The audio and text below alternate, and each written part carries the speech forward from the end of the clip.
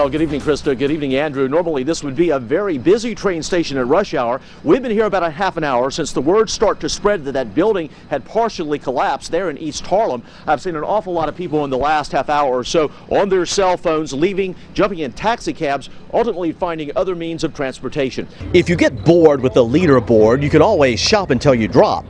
From the newest clubs to the latest clubhouse fashions, this golf tournament offers something for everyone. It's fun to take a look back at this crowd.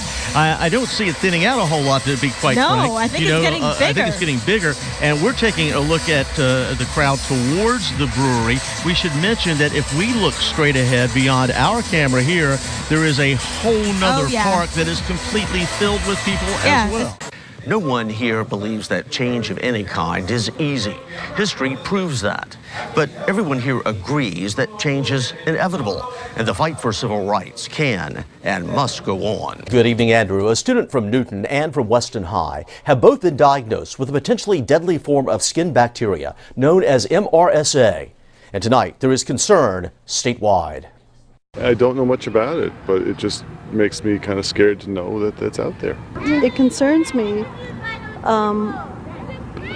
but I know the school's doing, all that it can. MRSA is a form of staph infection resistant to penicillin. Symptoms typically include pimples and boils that may be red, swollen, and painful. It's spread by skin-to-skin contact, and there are approximately 94,000 infections annually, resulting in nearly 19,000 deaths.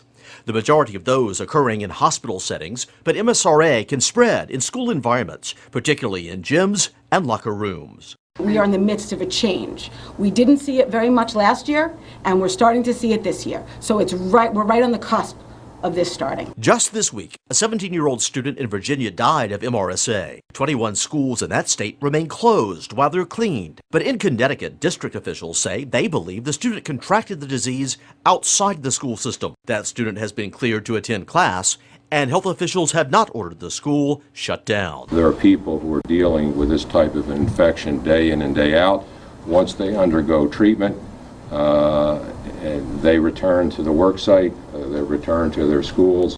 And so tonight, parents across the state are being reminded to check their children and make sure they practice good hygiene in order to keep them safe and healthy. What's your next step? You just gonna wait it out? Yeah, I'm gonna wait till maybe 5:10, and then I'm gonna go home, call my boss, let them know I'm gonna be late, and take it from there. All right, but you're not the only one who's going to be doing that. Thanks very much, Everett. We appreciate it. No All right, I want you to just swing across here. As you swing, this track that we're on is inbound into New York City. As you see across the rails there, that is outbound on the way up to Connecticut and up to New Haven. There have been no outbound trains, likely not to be. Now, we have learned within the last couple of minutes since we went on the air with News Center Now at 5 o'clock again that 2 of those tracks have been reopened, but trains moving very, very slowly, about 10 miles per hour. That means that this will likely extend far into the evening rush hour and possibly far, far beyond.